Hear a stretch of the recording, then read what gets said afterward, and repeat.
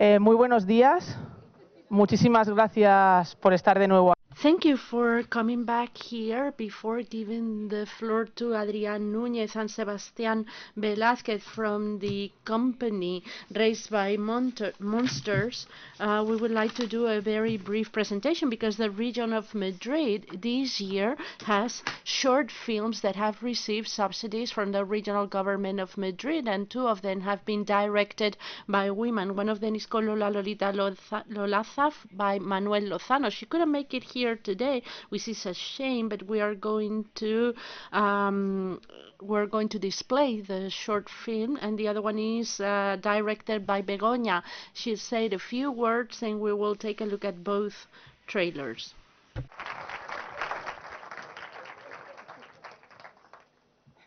Hola, buenas. Pues hello everyone.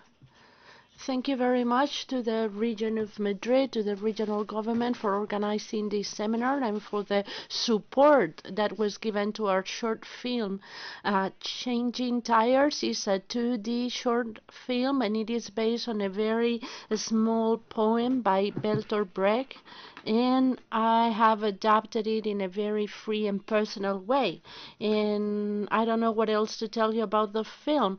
It premiere internationally in Annecy, and this weekend it was premiering at Seminci in Spain, and we were very lucky because it's part of the short list, so it might end up being nominated to the Goya. We're very happy, and hopefully you'll like it, and hopefully we'll do good. Thank you, Begoña.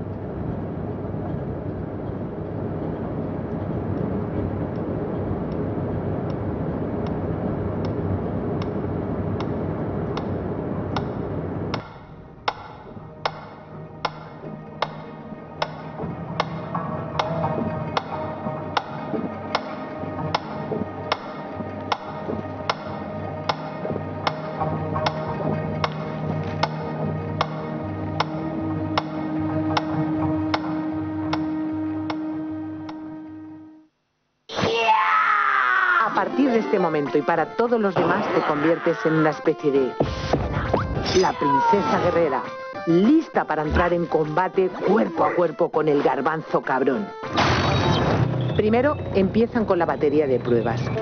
Para ponerte buena te hacen 1000 perrerías y te ponen malísima. Estás literalmente hecha polvo. Como resultado de la cirugía te puedes quedar con alguno de estos modelitos de Lola. Una Lolaza a rayas. Lolilla con mordisco al estilo de la manzana de Apple.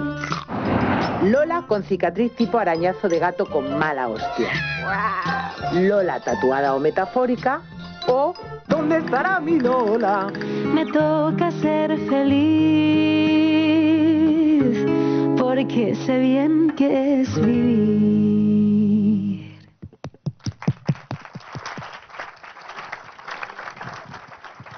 Pues muchísimas gracias. Thank you very much. Thank you to Begoña for being here. Thank you to Mabel. We thank her even if she's not here. We want to have them next year like as speakers, both of them. We hope that is the case. And now a big round of applause for Adrian Nuñez and Sebastián Velázquez from this company Raised by Monsters from Madrid.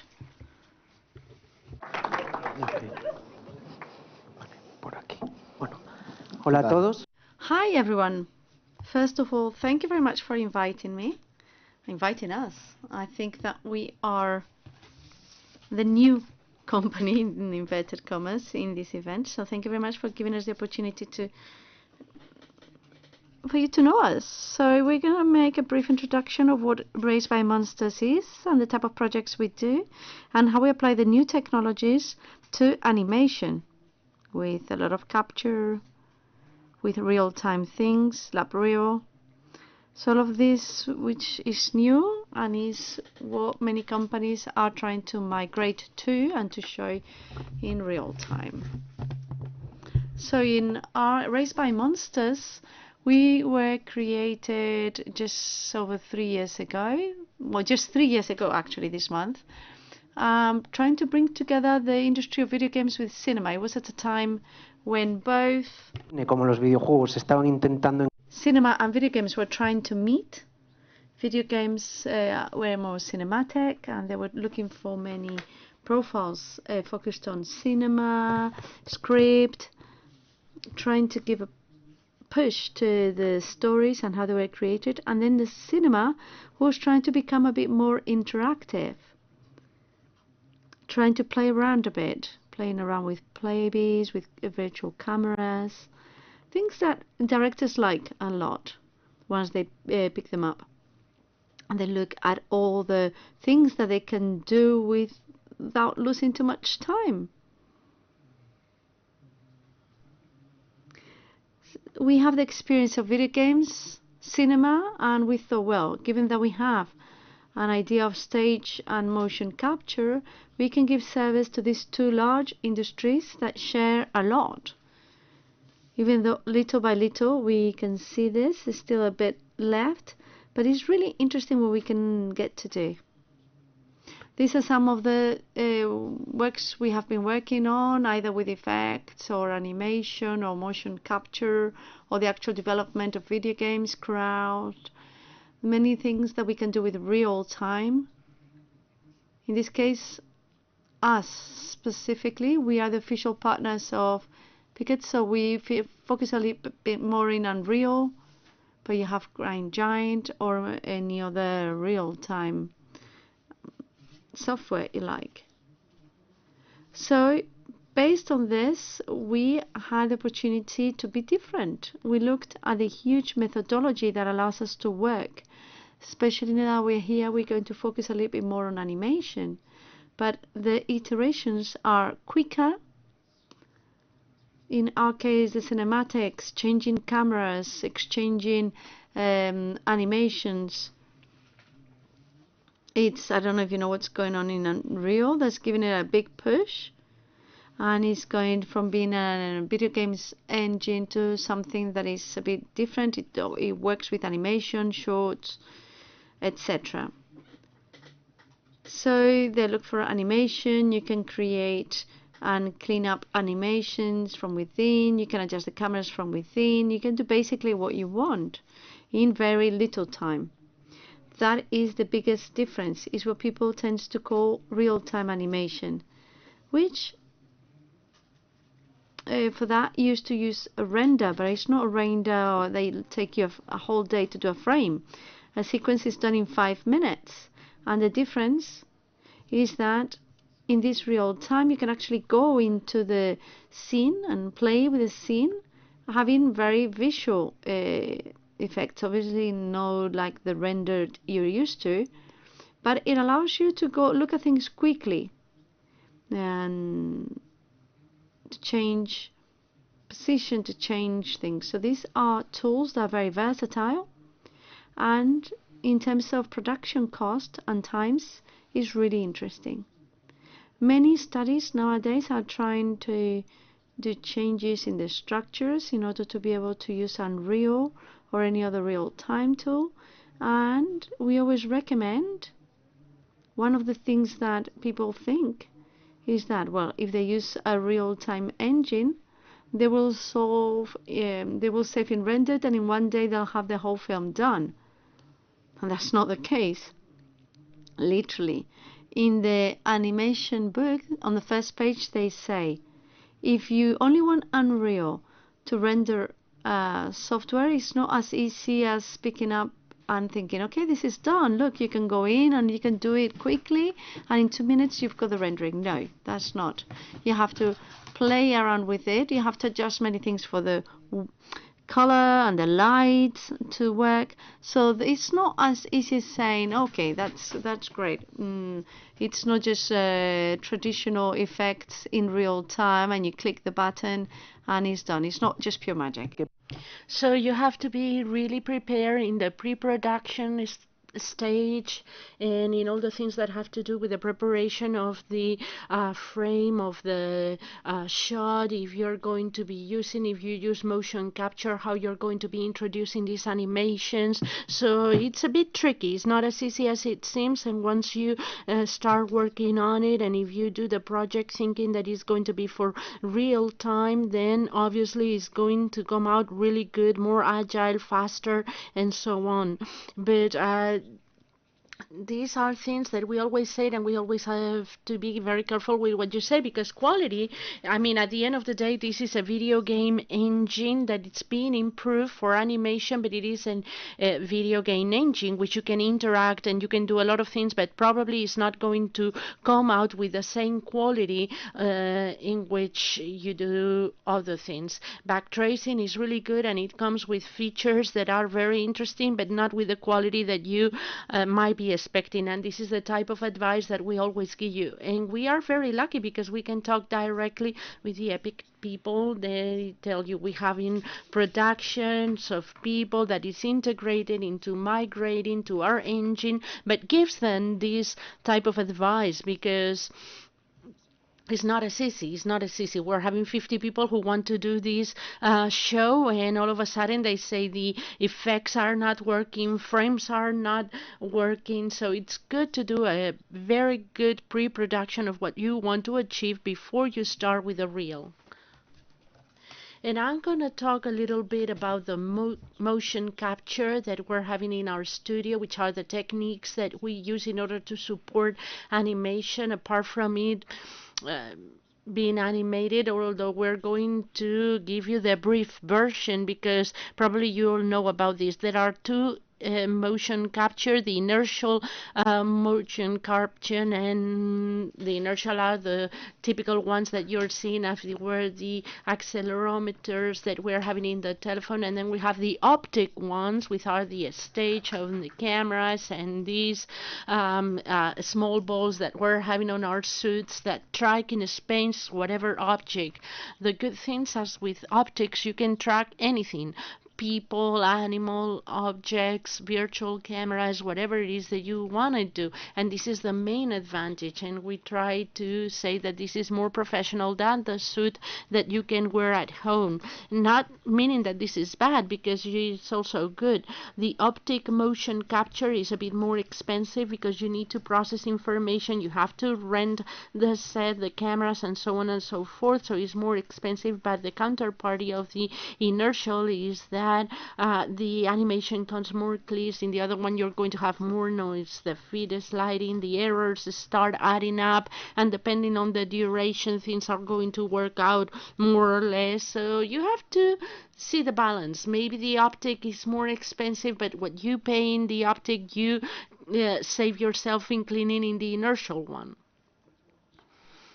What else? Tricks and things that can be done, and this is what's being used more: the use of the PD sets as remote cameras to control the recording session and the animation of the actors, with the remote working and the boom that we've seen. Well, boom, the thunder of the industry in the United States, and they try to reduce the cost by relocating most of the work in Spain and in other countries that are in principle cheaper, and they need to work in a remote way, but you need to get clear directions. I want the actor to move like this or that. So we do this through web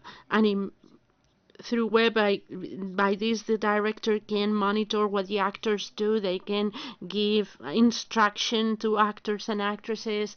Virtual cameras, this is what I was talking about before. In one of the works that we did, that we will see later on, the director wanted to have cameras for cinematics that was for a video game in which there was going to be a lot of shooting, and they wanted to show how the characters was living this, and it was simple. We decided to have a virtual camera tracking plastic glasses, €2 with these balls on them, and the wore by the actor, and you started having a virtual camera with all the movement in the settings, and you're seeing it firsthand, and you save yourself a lot of problems of not having a physical camera because the wall won't permit it, or all those messes.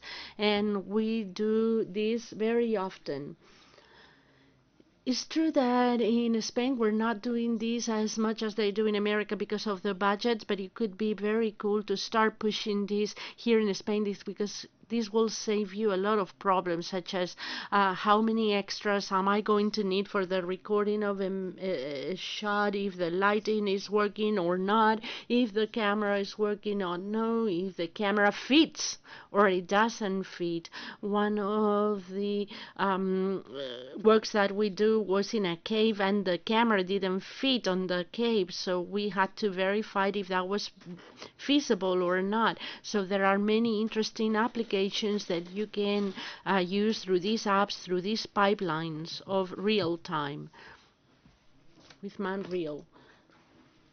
What we're going to do now to make it a bit more dynamic is to show different technologies mixed with animation, and we'll tell you about the challenges, and this way we can do it a bit more interactive.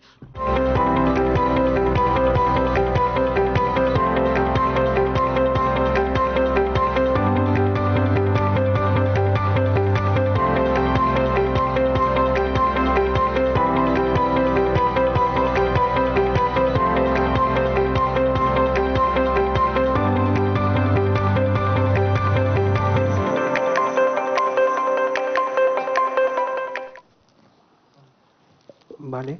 Coño. A ver si la luz, por fin. Ahí está, gracias. Este corto, bueno, estaréis ya cansados de ver. So I'm sure that you're already tired of watching this short film. We were very lucky because we were able to work with Victor and Carlos filming one, and precisely we were having a discussion here because they were saying motion capture is not well seen in the traditional world of animation. They say that this is very automatic and you lose the artistic part, but Victor said it could have a very good combination because we have unfortunately very limited budgets, and motion capture makes things easier in terms of the timing, and Victor wanted to do an initial block of animation before adding the extra layer of animation to fine-tune everything even more. So we tried with this project and it was really fun working with it. We've capture the main characters and it's an experience that have allows us to say it's not bad having the basis of motion capture and then adding my by hand animation, because I don't want the hyper realism that I'm going to have afterwards, and I wanted to make a bit more animated character. This was kind of like a proof of concept to see how this mixture of technologies could work out. And in terms of pipeline, well, the greatest challenge that we have with this project was the software, because Adrian was saying we're very much accustomed to work with the pipeline of Optic. That's the software that we're using for the capturing of the cameras. Then we pass it into a 3D software classic like Maya, where we retarget our optic skeleton to the final character, and from then we go to these renderized support such as Arnold, or in this case a ReApp. But for one, all the characters, all the environments had been done and weighed in Blender, and Mo in Blender were programs that had never been used together, or they have hardly done any production together. We needed to develop a full pipeline by suffering a lot in order to get information from the cameras in the more faithful possible way so the animators could clean them and reanimate on top of the models. That was it. Yes, let's take a look at the next use case.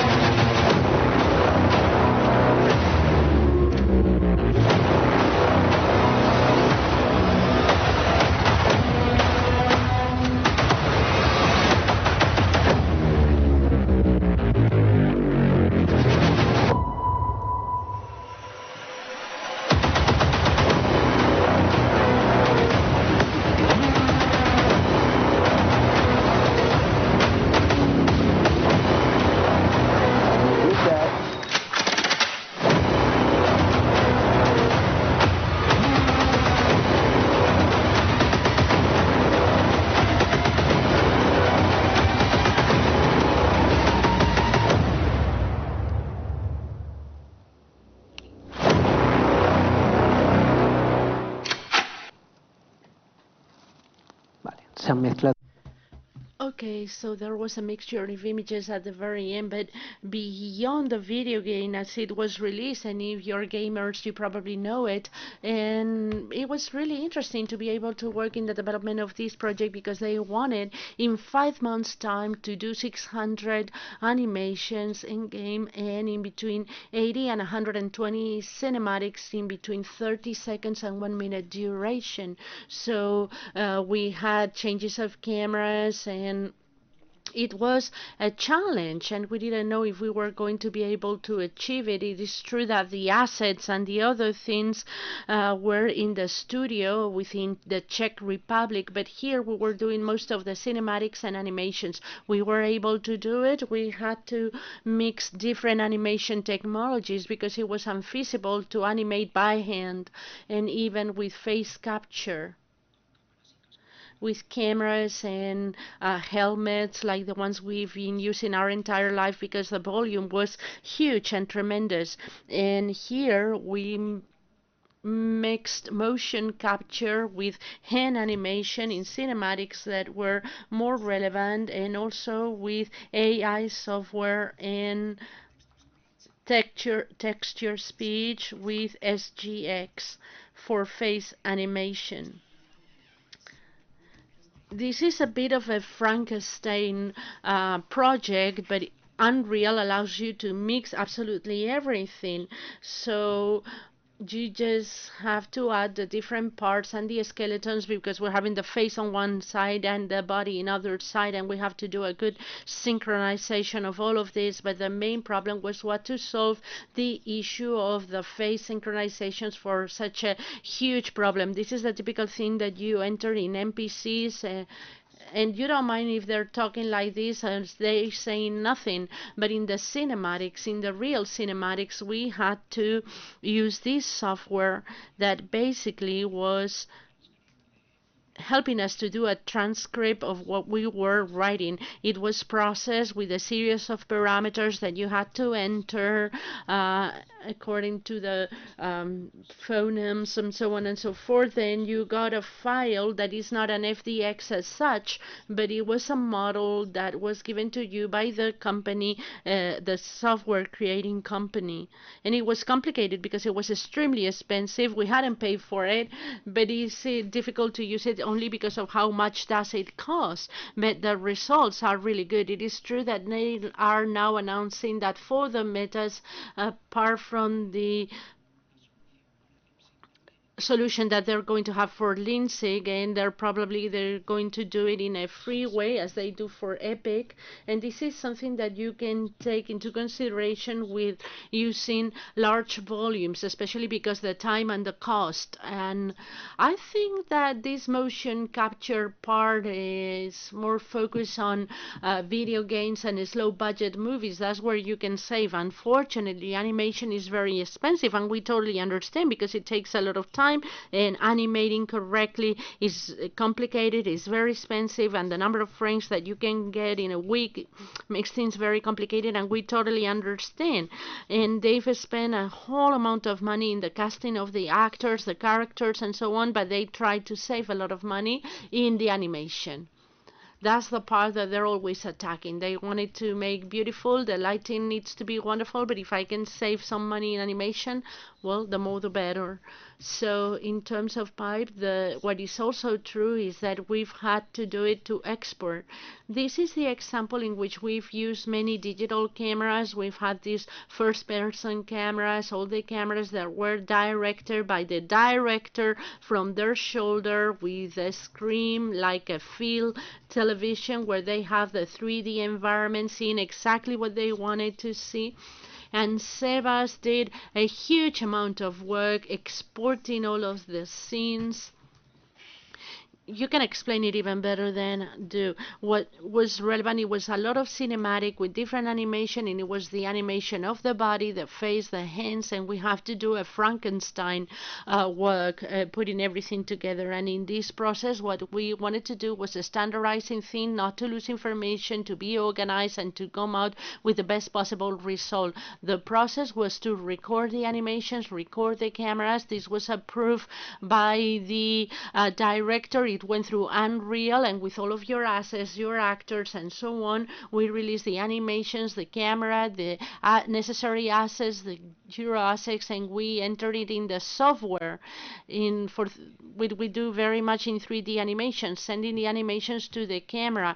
In animation, you know that when you work with Maya and whatever software and you're animating in the camera, it doesn't matter if the finger is broken, if the neck is twisted, or if the neck is bigger, because in the camera it looks okay. And that is how we're working and how we're doing it in the industry. For a video game engine, this is pretty strange because it's a video game and you have to look in all of the angles, and therefore animations need to work. In the animations that we did for cinematic was what we did, it was entering and taking out information from Unreal without losing information, and for the end game ones, they were clean inside Unreal, and the cameras were worked with also inside Unreal.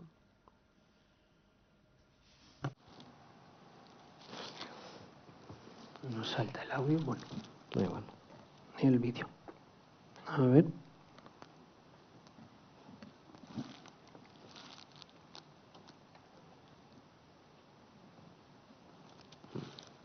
Sí, no hay audio. Da igual.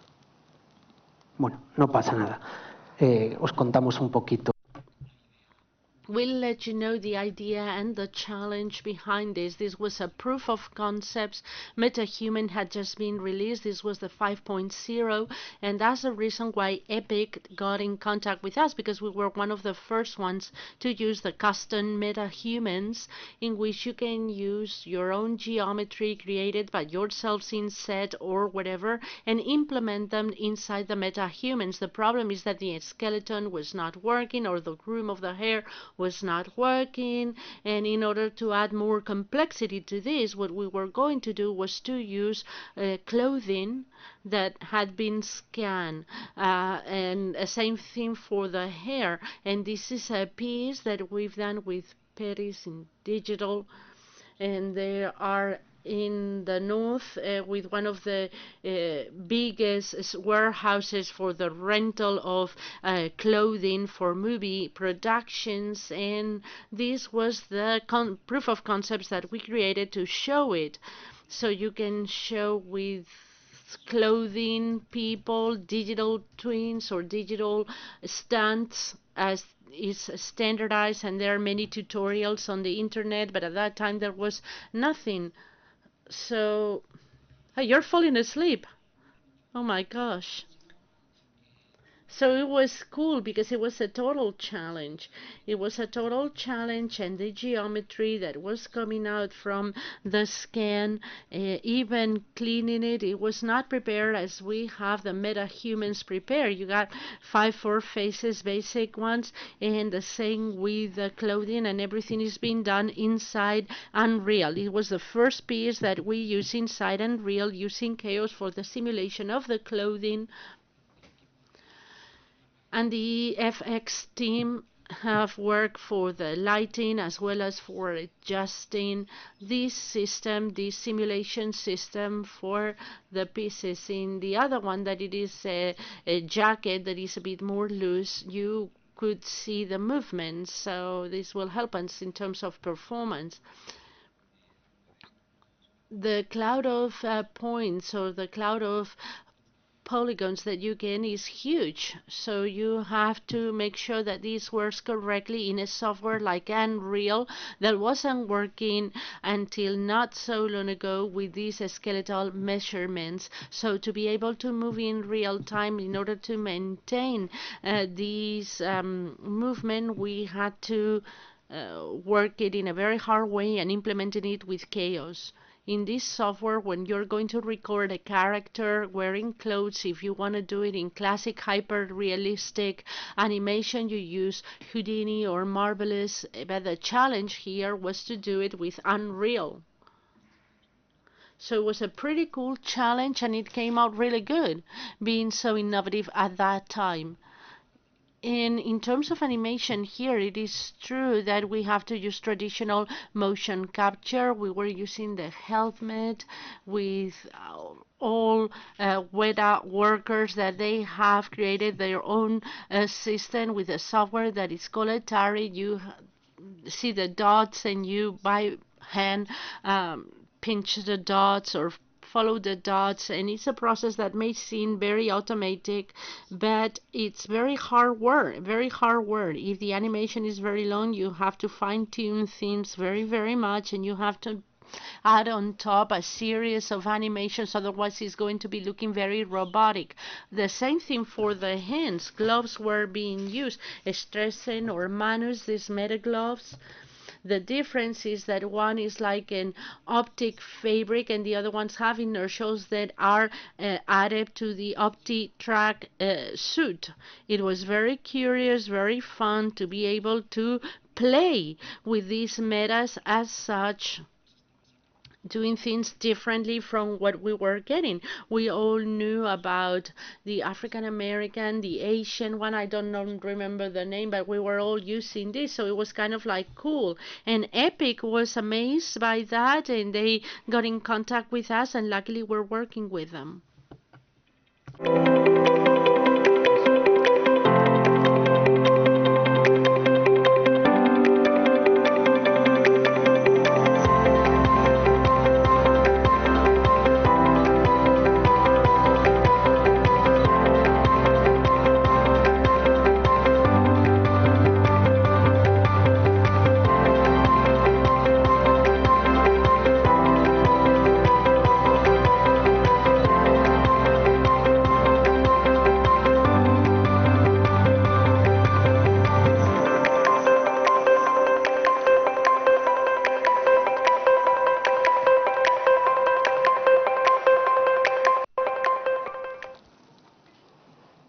Vale. Esto básicamente es un This is basically a prototype that we use in order to sell the idea to a studio here in Spain. We are right now developing an IP with this premise, and we wanted to see how to use motion capture in one thing that is not realistic, in this case for puppets.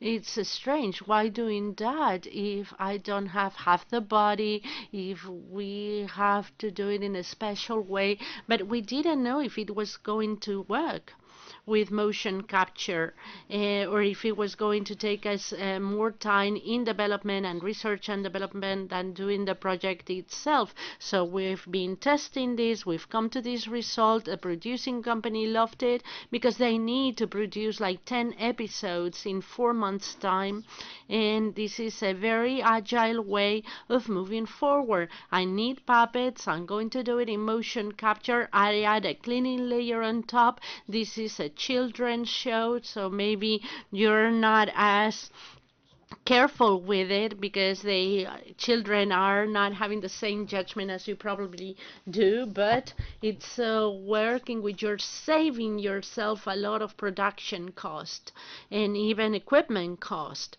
When one single actor or actress, someone in charge of the motion capture, a cleaning team, you have everything. And also they wanted to interact with the scenario, and Unreal gives you all the possibilities because you have all the met links. They work in OptiTrack directly with Unreal, and you add connections to the objects that you want to connect with the main character, and it will work even if you need a physical object, whatever it is that you need. This is an idea that was only a proof of concept, but it has come out as a very cool project that hopefully will be brought to light next year, and we might be able to come here to show it to you. It was extremely cool. Another added aspect to this proof of concept is that the customer was wondering, why if I want to do a live event and I want to move the characters in a digital mean, how can we do it? You have the option of moving the cameras. I mean, in an open air scenario, it can be difficult to control because of the lighting, because at the end of the day, motion capture work with these balls that reflect the infrared of the camera and returns the position to you. But if there's a lot of light impacting the set, it goes crazy. So we look for an alternative, and we did the same thing, but instead of doing it with motion capture, we did with VR. we've used HTC bars and the last Oculus. We've adapted the rig so that the remotes are like the sticks of the puppets, and in the buttons we have these triggers to open mouth, blink, and things like that. And this gives you the advantage of being able to use it anywhere. The cost is the cost of a VR glasses. I don't know how much do they cost, 500 euros, the Oculus ones. And the gives you the versatility that anyone can use it. I'm sure that you all know Unreal and so on, but producers, senior producers that are around the world are very reluctant. If I cannot try it, I don't know if this is going to work. So you wear the glasses and move your arms. This can be done by anyone, and it came out great, and it's very cool. And this is one of the use cases that best represent us, because we try to adapt current existing technologies to start using it in final production and in pipelines that are going to be working and are going to be efficient for the final production. I was going to say we were able to do it with Meta because it's a puppet. When we started this project with these puppets, we realized that it doesn't need shoulders, elbows, chest, or anything like that. So if we're cracking 4 points, which is the position of the character, the head, and the hands, we said Meta.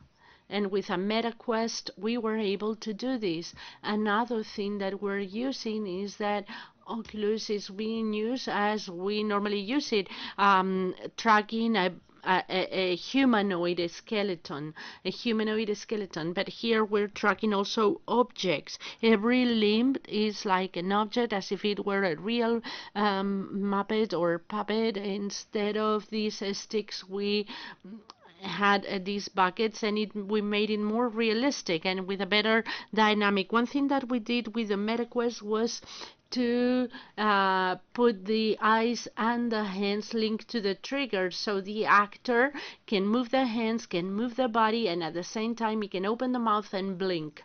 It has 4 or MetaQuest to have 4 puppets walking and interacted with the environment. And this is really cool. It's very well done. And the head movement can be linked to the helmet. And what you're doing is to move the router. You have full movement only with the hands and with these triggers.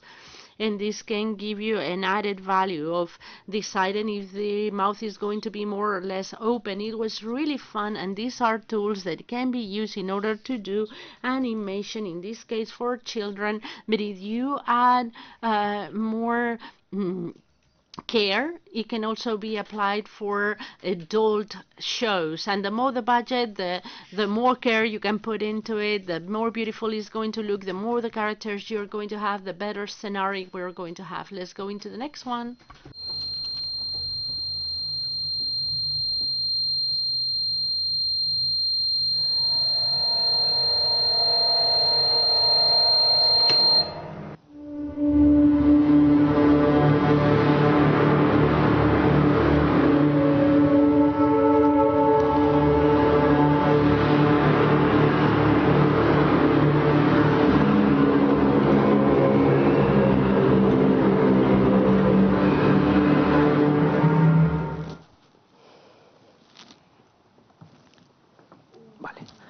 Bueno, este es el corto.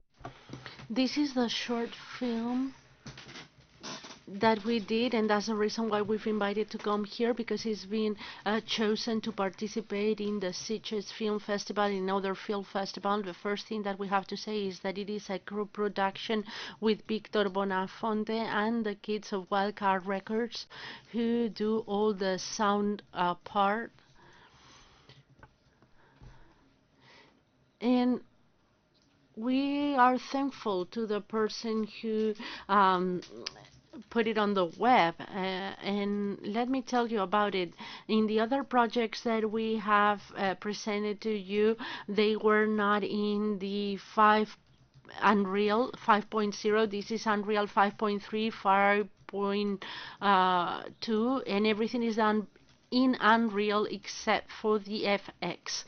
it is there where we have to use Houdini and adapting a pipeline of Houdini and Unreal in order to make the FX a bit more realistic. The greatest challenge in this project is optimization.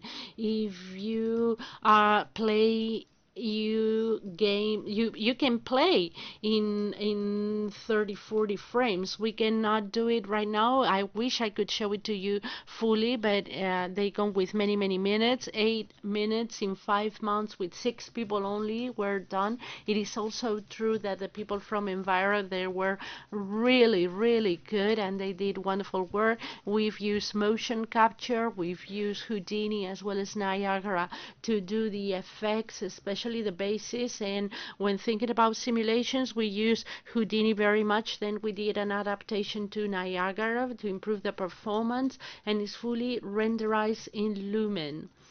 This is what you see is what you get in the editor. So for us, it's been the most complicated challenge, achieving a visual level that was hyper realistic, especially when thinking about simulations, light reflection, even with the characters, that we have to see them really well so that they can be well seen. Adding these meta-humans custom and adding some programming, things such as wrinkle maps for facial expression, fine lines, and so on. But globally speaking, we thought that it was going to be very complicated. This is a project that we were going to do in our spare time, and it happened precisely while the script writers were on strike, which almost killed us because most of our customers were from LA. But in precisely this time that we had for free came Victor, the script writer, and whomever had the idea. So we decided to go into this project, but with our own resources, without expending more than the profiles that we were going to use. We had Sebas, we have another person for FX, another one for 3D, the director, and we were giving them a head for all the Unreal technical part, for rendering everything with Lumen. It was very complicated because this is a party of reflection, artifacts, and so on.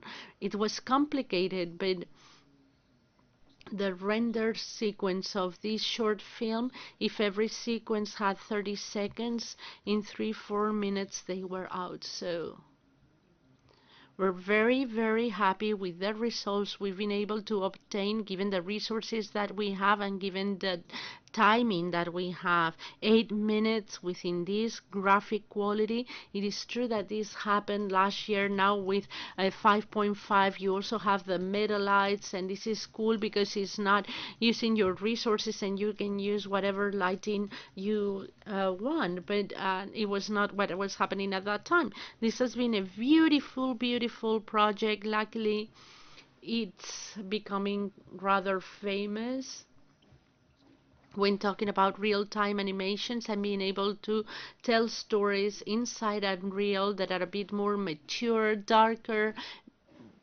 going beyond what we normally see, which is cool. But what if I wanted to apply it to something that is very realistic? Because if in Unreal they sell me the demo of Matrix that costs 40 million and 20 epic engineers for more than 1 year, and they've asked us for a Matrix demo, but they only have 20,000 euros. But you can do it, and you can reach this level if you take good care, if you know very well the pipe, and if you know how this can work on real time. You will be able to achieve these results. And it's not that complicated. It's not that complicated. Once you have the knowledge, this is what Unreal allows you to do. It's very good. What we've seen is totally cool, and obviously the cinematics and the graphic quality is not going to be the same one like the one that we have from previous video games, but this could be sell as a video game and it will work really well. So this is going to improve. We will only have an improvements on this, and for these new measures, new versions, you will be able to improve the performance. This will allow you to upload and to tell your stories with the best quality possible, and the same with regards to the FX. Que aún no estaban implementados. And I think we haven't implemented the bats within Unreal. So we had to make some things up, but the basic effects are with a good system you can do it. The same for the simulations. You cannot see here, but when you see the screen, this was done by Houdini. But there's another one done with cloth, with Chaos, part of cloth which comes with Unreal. And you can do a shot with this quality in real time with the engine. The rendering times are really short. The graphic quality for what it offers, I think, is really good. And I think that you can use anything in the scene. If you want to change the camera, you can. If you want to do whatever. And there's another version with totally different cameras. The good thing about this, or the good and bad, what Unreal does is you can light up the scene and it stays for the whole setting, and it could look very good for one camera, but maybe for another camera it's not so good. So you can play around with that, unless you want to cut and say, well, I'll have puff trays at a huge rendering and that's it, and I'm not going to look further into it. Personally, we believe that this is shooting your own feet, and because what you want to do is to do things in real time. You don't want to do a 5-hour rendering with Patrick. So it is true that from Epic they are trying to have the quality with lumen of backtracing, but they still have road ahead. They still have things to do. So Sebas, maybe you can talk to us about the experience of the effects now that we focus on Crimson. Yeah, so as Adri said, all the effects were done of a mixture between Unreal and Houdini. Some are 100% in Unreal, others 100% in Houdini, and then we've done a pipeline to include them so that it doesn't affect the performance of the project, and others are done with a mix of both. So there's 3 types of main effects: the enviro, the wind, the paper flying. All of those were done in Niagara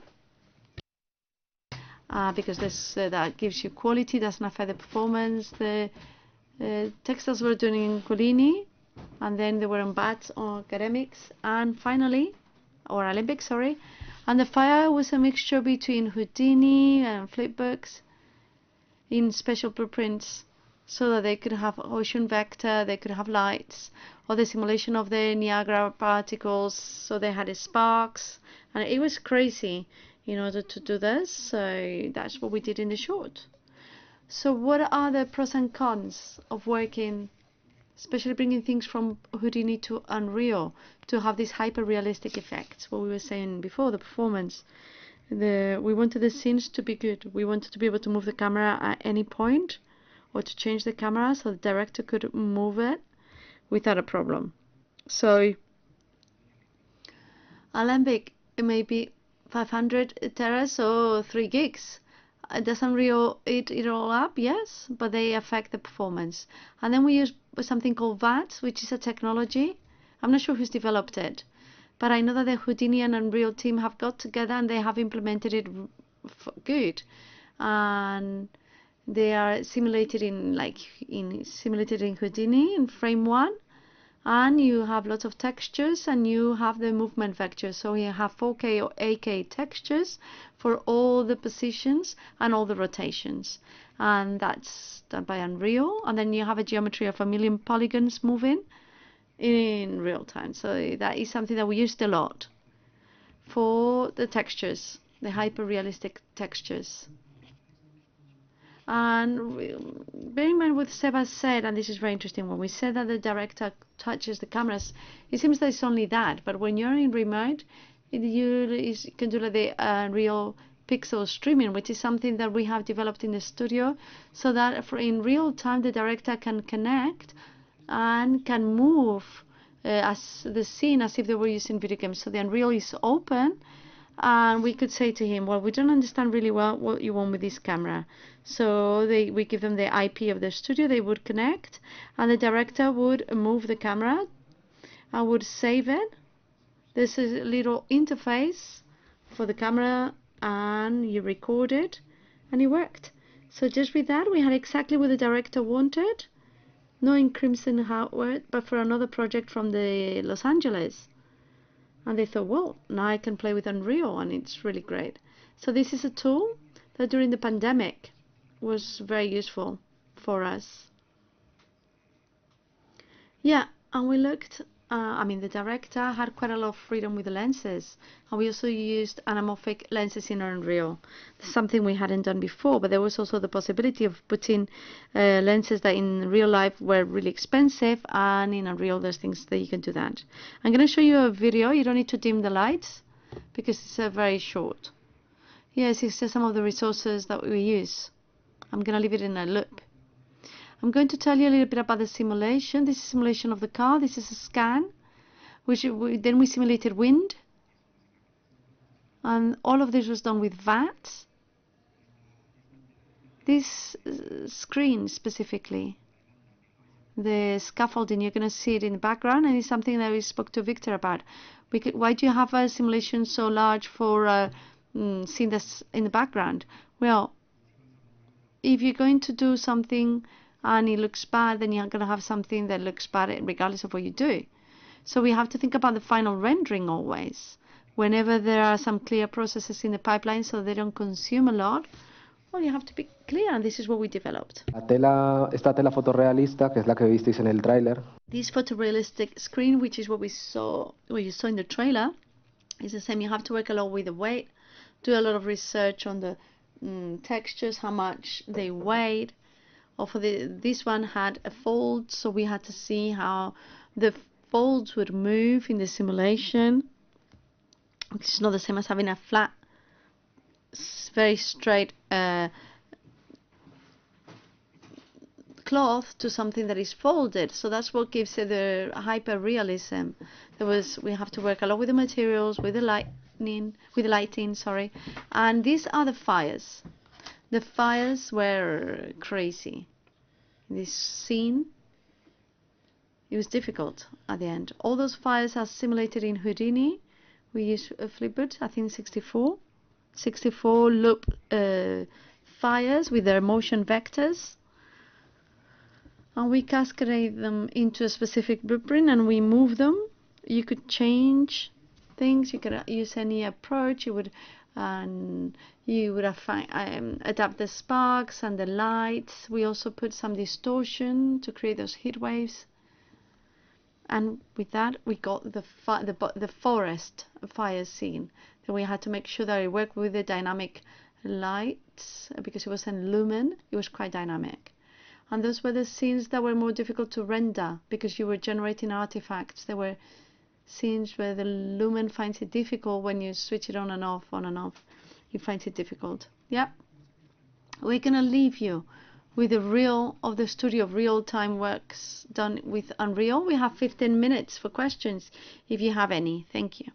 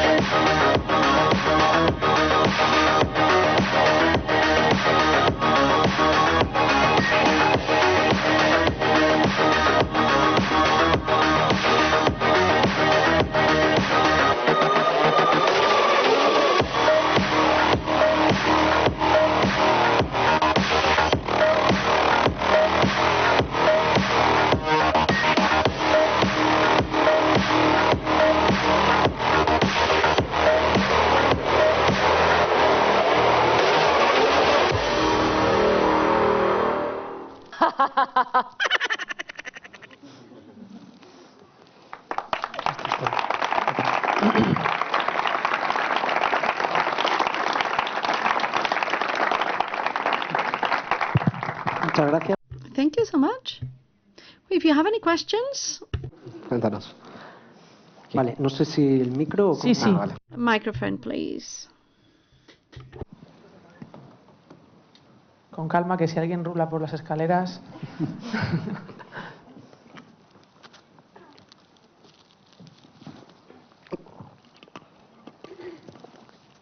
Hola, Hi, first of all, I would like to say that it's very inspiring to see this, because I know how difficult it is, in the sense that it's difficult to obtain, to get these finishings.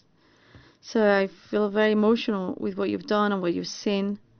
Actually, because, as you said, the boom of virtual production in Real Engine started in the pandemics. From then on, everyone started using it. And achieving this, like you say, with Lumen, when then you have very weird shines or reflections, and then you have to try to fix it, well, it's really tough. So my question is related to that. I was lucky as a pure R&D to do a pilot, because I used to work in Mexico for Meta, and we used to do internal virtual production with windscreen. But it was difficult, also because there's no documentation, no information, nothing. I wanted to ask you, I know that you've been trained and helped by Epic Games, but given that this is so new and obtaining such great things for shorts, which I don't think many production studios have been able to do it, how did you do it? I know it's with lots of blood and tears, but what else? Yeah. I think you just have to work on it. You just have to start doing it. It seems silly, but if you know the software and if you know really well how you can do it, you do it. It's not the same, obviously, I mean, what you've been working on with the virtual production with Chroma or with the LED screens that we also use. It's different to this. In virtual production, I don't know if you've worked with Pixeltop or Aximetry. Aximetry, in fact. Yeah, well, so you went straight to the difficult. Yeah, it was a new software that we didn't also knew how to use. So I understand, because it's very painful to doing scenes for that, because the software, as soon as you do launch, it already takes up 30 frames. It's a huge decrease. So either you buy an NASA computer, or there's not much more that you can do, because it's just pure force. There's nothing else. The megabyte per ratio is not very optimized. We use the Unreal tool that it worked. It helps us track the cameras. I guess you used for the cameras. You don't use Moses. No, it was very rudimentary at the time. We did tracking, direct tracking with the cameras, and we used the Quest. But in the end, that's good, because you remove that interface layer in the middle given by the manufacturer, so you could obtain a bit more performance. It's difficult. In your case, it's difficult. I know that you're going to be fighting with performance issues, and you are not going to be able to have the graphic quality, because you're going to be limited by the hardware. In that case, as I said, for the Mandalorian, either you have a LED screen with fantastic equipment. That's great, because then you use photometry, and that's okay. That's going to run even if there's 30 frames downloading, you'll still be at 60. But in our case, was full CGI, or we use about Fall Guys. Yes, it's digital. It was shot in Los Angeles, the whole footage, and then on top we added the puppets, the little dolls things. And one of the scenes was difficult, because I think it was the 425, and they gave us, there was no way to have passive cop, so you had to make the most with post-processing materials to get the contact shadow and all that. So pure compositing. Yeah, then you had to help afterwards fix the real time, and you just have to test, trial and error. You have to understand the lights, the shadows. There's going to be a new version with lots of help, and that's going to give you better results with the best hardware that you currently have. So, you know, just go for it. It's difficult also because it's in nappies. Yes, yeah, it is. Thank you.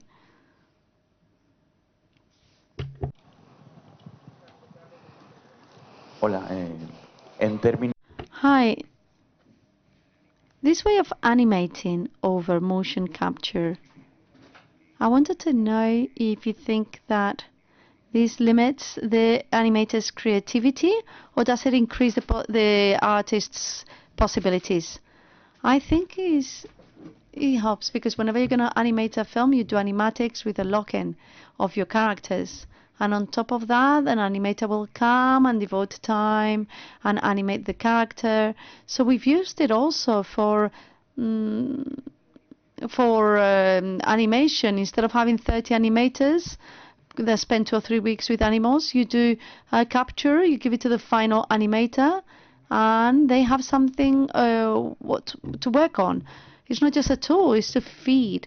It's also true that there is the problem, or there's that other edge that if you touch it too much, maybe it won't work with the blender that you had. So it depends how much freedom you give the animators and how much control you want to have with the realism, how much control you want to do when you shoot yourself in a scene. In stylized cases, we give total freedom to the artist to do whatever they want within certain parameters. But if you want to make it more personal, then you're going to make more things. The animators are going to be doing more. But it's true that you also have a base to work on. I mean, and to send you this, it takes me 5 minutes. So, and then you work on it. But you at least you have a basis on which to work. Or maybe, I don't know, if you have people, humans and animals, monkeys, trying to find actors. In this case was Alejo, who's someone who's really big, so it's easier. But they tried to move in the way that they wanted, and then you can add the layer. It depends on the artist. With Moni Monigote, it looked really good, actually. So that's it. Thank you. ¿Alguien tiene alguna pregunta? Any other questions? ¿Alguien más cerca? Anyone closer?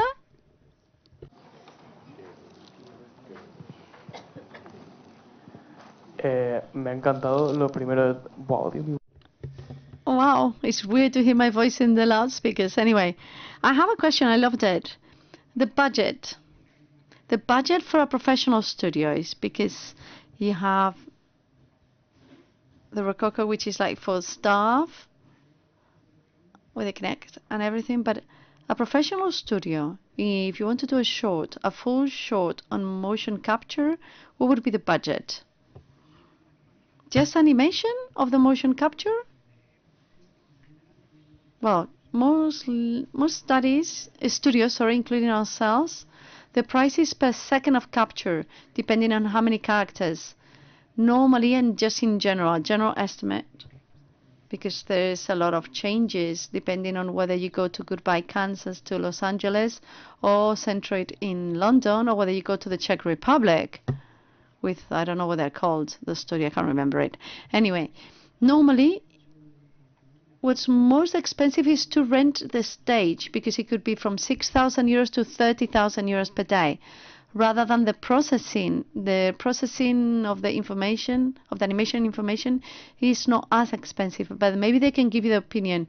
You capture, you take it in raw, and then you clean it up and you save costs. But in general, just to give you just a range of prices, we are not here to do advertising, but it's between 40 to 80 euros per second with facial, body and fingers. Wow, thank you. Yeah. Que lo multiplicas y no sale tanto. You multiply this not so much because you have an animation film, an animation short, and you think, wow, it wasn't that much.